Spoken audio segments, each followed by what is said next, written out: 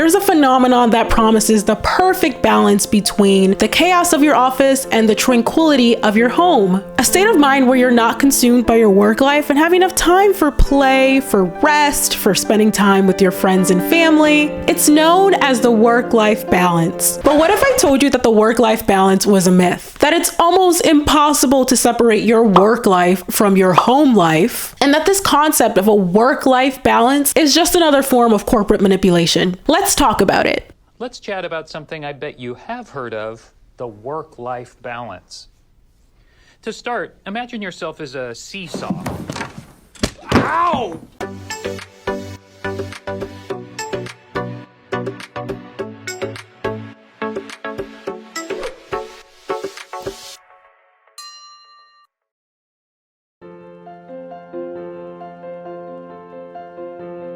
Work-life balance came into use in the 1970s and 1980s as stressed baby boomers strove to achieve a balance between career, family, and other areas of their lives. And in the last decade or so, as networking sites like LinkedIn gained popularity, there's been a surge in the work-life balance concept. In theory, it sounds great to be able to have a balance between your work life and your home life, but in practice, it doesn't make a whole lot of sense. That's because your work life bleeds into your personal life. They're not two separate things. You get a job, and that's a part of your life. Your work life informs your home life. In fact, a 2020 survey by the advocacy group Mental Health America found that 83% of respondents felt emotionally drained from work, and 71% strongly agree that the workplace affects their mental health. And while employers and higher ups and senior management might tell you that they want you to have a work-life balance, the realities of the culture of overwork that is so prevalent in so many people's jobs makes it difficult for us to enjoy our personal lives the way that we would want to. Poor workload management and unrealistic expectations and tight deadlines create this sense of urgency within employees. When job listings say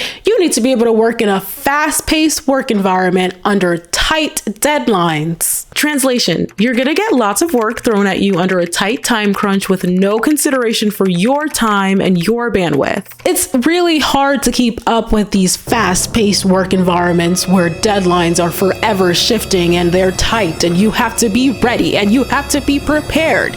It's hard to keep up with that without it having some kind of a toll on your mental health, which is bleeding into your personal life. Jeff Bezos, who's known for being one of the most toxic employers in the world, he had the unmitigated gall to say that there is a need for harmony between your work life and your home life. If I am energized at work, happy at work, feeling like I'm adding value, part of a team, whatever energizes you, that makes me better at home.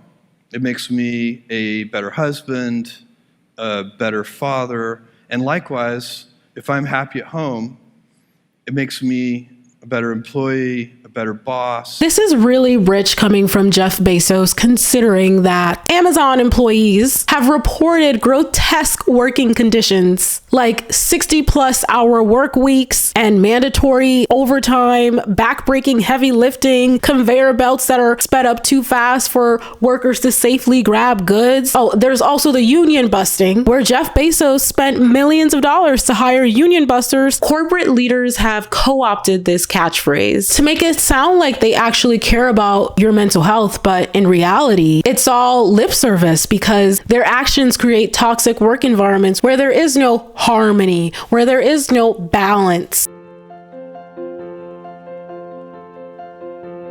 Another aspect of our work lives negatively impacting our personal lives is the fact that we spend so much time, even when we're not working. I want you to ask yourself how much time you spent exerting energy to think or reflect about things that happened at work when you're not working. I mean, I can't tell you how many times on a Saturday or a Sunday I've thought about, oh my God, I can't believe that Becky said that disrespectful ass shit to me on Wednesday, or I can't believe that I have to go back to work. Everybody gets the Sunday scaries, the sense of dread. Think about how much energy that you exert out of your body just to be thinking about, stressing about, obsessing about, anxious about work, even when you're not on the clock, so to speak. The cast of characters that you work with end up living in your mind rent-free. And we're not just internalizing this stress either. We're taking it home to our significant others. We're taking it home to our friends. We're taking it home to our family members. I'm sure many of you can relate to having to come home and vent to your partners, to your friends, family. They're having to live out your trauma as well.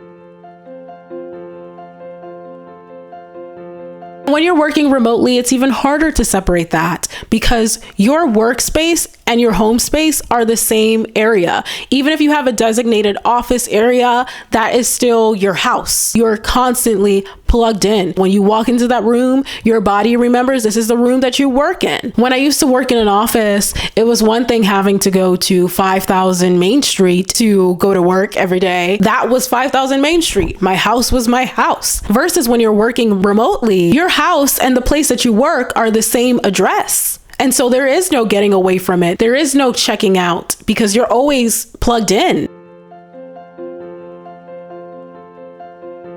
We literally only get 2 days to rest. 5 days to 2 days. That is not equal. That is not balanced in any way, shape, or form. We've been conditioned to believe that we need to find ways to manage our stress and we need to find ways to separate our work life and home life, when really the onus should be on the employer to create a space that allows employees to have the ability and the time in order to have a harmonized life. Many of us have been sold the lie that if we work hard enough at the expense of our mental health, that one day we will be rich and finally get to relax. So how do I manage my work-life balance now? It's easy. I'm rich. I do whatever I want. If I want to play with my kids, I play with my kids. If I travel, I jump on my plane. When I was first getting started, I was living 6 guys in a 3-bedroom apartment, and so I had no work and home balance. I was working at night as a bartender, and all I did was work. I went 7 years without a vacation, dude. That's what it's going to take. Billionaires like Mark Cuban want us to believe that if we work hard enough and we put the work in, one day we can truly have that work-life balance. But the reality is that hard work is not synonymous with financial security, with success. The people that work the hardest are the people that are exploited the most and will never ascend to leadership positions. The vast majority of blue-collar workers who are keeping this country together, who are so overworked and so underpaid, will never ascend to billionaire status, because in order for them to have billionaires, they need to have someone to exploit to actually create that wealth. Everybody can't be a billionaire under capitalism, no matter how hard you work. And so we take on this stress and lack of balance, and toxic employers pay us lip service to placate us. We find ourselves doing things like logging into our emails after hours, or checking our Slack messages after hours, staying on that meeting for another hour or late at night because that was the only time that worked for everyone. Because in this fast-paced work environment, working on these tight deadlines,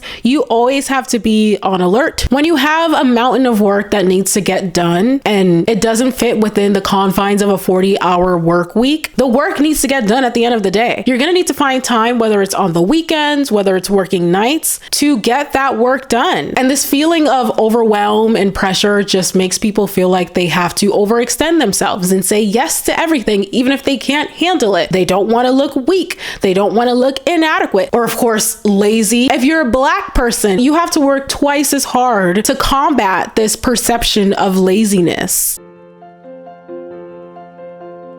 In my video about why most people hate their jobs, someone posted a comment saying that the problem here is that people are taking their jobs too personal. They need to be able to separate and just use the job as a means to make money. I think that's definitely oversimplifying things, as many of you pointed out in response to that comment. When you spend the majority of your waking hours at your job, 40 plus hours a week at your job for 5 days a week out of 7 days, it it is going to dominate. It is going to color. It is going to inform your personal life. There's no like switch that you can just hit to turn it off. Maybe that works for some people, but the vast majority of people are going to have a hard time separating and compartmentalizing. Wanting to be happy at work doesn't mean that you're being too emotional or too attached or not doing a good job of separating. It means that you simply want to be happy in the place that you spend so many hours of your week at. And employers think that things like pizza parties or mindfulness workshops are going to be the solution for this lack of balance that people have in their lives due to these cruel work structures. But the answer lies in putting our humanity first. And under the current system, that's not happening. We're cogs on the wheel, replaceable at any moment. Many of us know what it's like to be micromanaged and having little control, and that takes a toll on your self-esteem and your real life. We all work in order to make a living, in order to pay for our lifestyles, but what happens when you're underpaid and you don't have the means to create a lifestyle that's enjoyable? What happens when you're living in a dingy apartment because that's all you can afford with what you're paid? What happens when you can't afford to pay your bills or afford any kind of long-term self-care strategies because you are so overworked and underpaid? Research has shown that an unstable work life can have physical consequences for employees. Workers putting in 55 hours and plus a week have shown an increase in developing heart attacks by 13%, according to Harvard University. And when these medical conditions occur, how do you even afford medical bills if you're not being paid accordingly? Stress from work also can cause poor sleeping habits. How many of you can relate to having tossed and turned and having racing thoughts because you can't stop thinking about work at night? Sleep deprivation can lead to an increased risk of anxiety, a weakened immune system, and a bevy of other health problems. And employees who say that they experience regular burnout are 23% more likely to visit the emergency room, according to Gallup. And the lack of balance between, or the lack of harmony, whatever you want to call it, between our work lives and home lives also causes people to go out and spend money over the weekend in order to seek this health and wellness. So they're putting millions of dollars collectively into the health and wellness industry to find relief from the stressors of their Monday through Friday work week. Work-life balance is a scam. America and corporations, they benefit off of our wellness. They profit off of us. The wellness industry last year made $639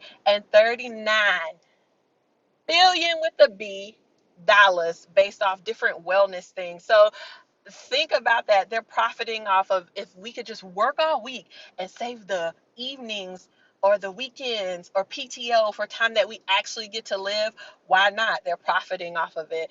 Number two, work-life balance takes us and pulls us out of the present moment. How many of y'all have had the Sunday scaries? Me, were you already on Sunday, maybe even Saturday night, mentally preparing for the work week, y'all?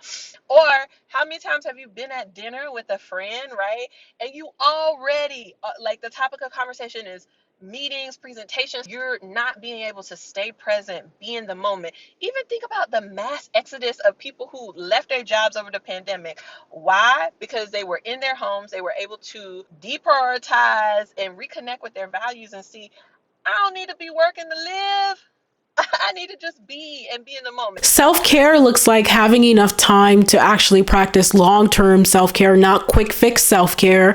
It means having time to be with your friends and family. As I discussed in my loneliness epidemic video, the current structure does not allow for that.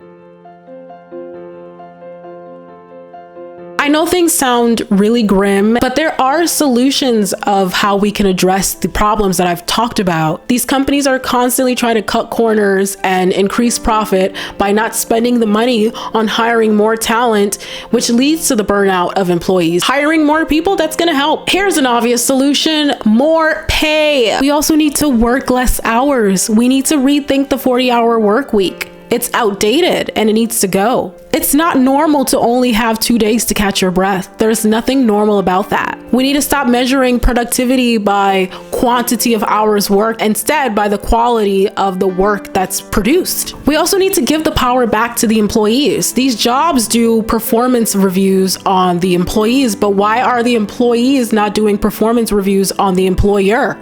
because this goes both ways. It's high time that we level the playing field and stop treating the employee as the one who is dependent on the employer when they both need each other. And I'll be honest, I don't know that all of these things are going to happen in my lifetime, but I'm going to keep the faith and keep on fighting. And I want people to stop beating themselves up for struggling to survive in this society. In addition to having to go to really crappy jobs, we also just have the global world at large injustices for days and days. And it's hard to take on. It's not normal to be expected to come to work every day and make small talk and be able to function when there's so much strife and grief going on in the world. It's not normal. But I truly believe that with worker solidarity, if we are breaking away from what we've been conditioned to believe about workers having to compete with each other, if workers had each other's backs, if workers organized together, we would be a lot better off. So I choose to believe in collective action. I choose to believe in solidarity. But let me know your thoughts in the comments down below if you think there's more solutions that we can have in order to address this imbalance. And if you like this video, definitely give it a thumbs up. And if you really liked it and you want more content like this, definitely hit that subscribe button, and I'll talk to you all next time.